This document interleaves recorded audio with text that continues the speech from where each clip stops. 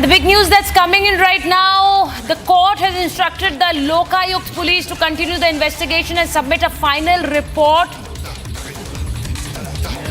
The judge also stated that the Enforcement Directorate can file an objection petition. The case has been adjourned to May 7th. This is in the Muda scam. Karnataka court defers the Muda case order and the Lokayukt to continue the probe.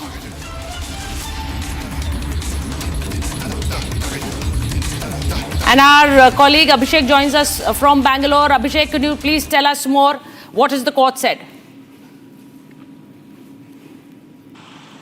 Well, very practically speaking, the court has asked the ED to continue with its investigation, also asked the Lokayukta to continue with its investigation and submit a final report, despite of them claiming for a B report as of now. And also, previously, Siddaramaia's advocate had requested and also alleged that ED cannot be a part of this complaint because it is nowhere related to the ED. And however, the court has felt that ED can be considered as an aggrieved person in this issue. And this is the reason as to why the ED can interfere in between the Siddaramaia's Muda scam. And also, we have clearly seen not only Siddaramaia but also Bhairathi Suresh, who's a very close aide of Siddaramaia, who's also a sitting cabinet minister, and Siddaramaia's wife Parvati was also involved in this Muda scam as far as the issue is concerned. So the date has been postponed to the 7th of next month. The Lokayukta has been asked to submit the final report, and ED has been considered as an aggrieved person in this case, and hence